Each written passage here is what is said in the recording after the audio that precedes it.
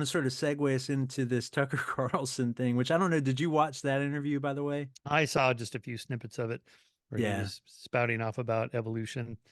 Yeah, I've followed this for decades, as you know, and people seem to just jump right in and think they understand something about this particular science, although they wouldn't comment so frivolously about geology, say, or Right. quantum physics.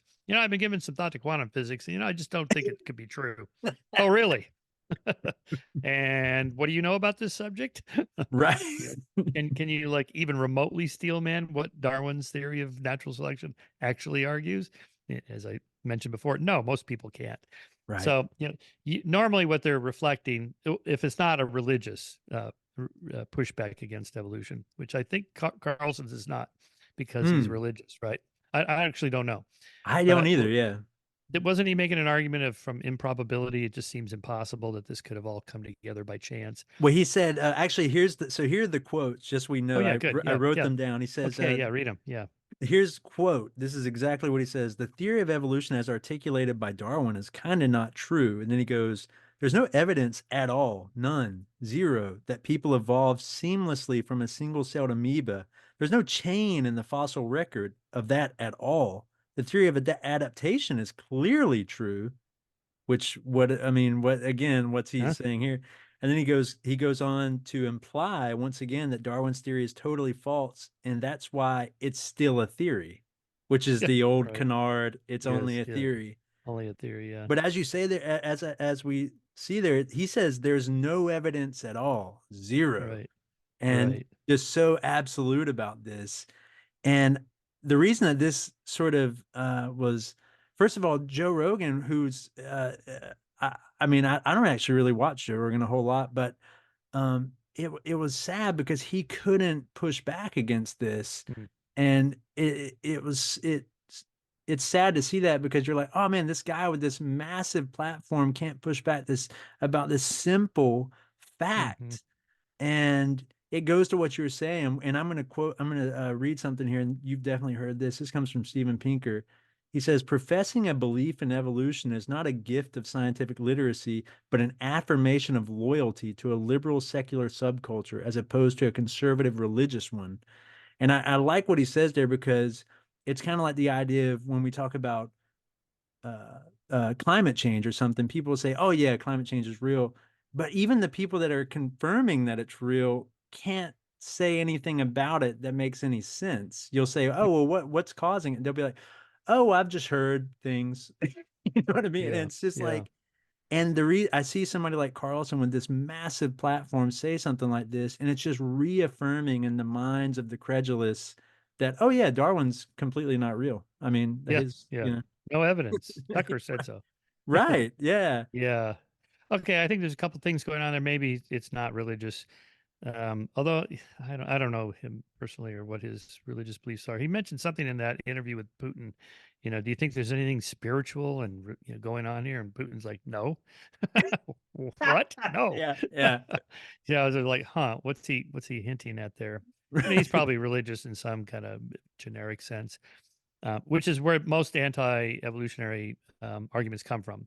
The mistaken belief that you have to choose between Darwin and Jesus, say, in which case, no one's going to pick Darwin that is committed to being a Christian.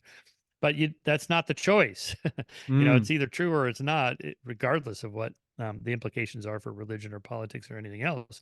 I mean, there's a whole branch of social Darwinism that was picked up in the late 19th and early 20th centuries, that led to eugenics and nationalism and war as a cleansing process of getting rid of the weaker elements of society and all this stuff, much of which was embraced by liberals at the Mm. time. The whole eugenics movement was very much embraced by liberals in the 10s, 20s, and 30s.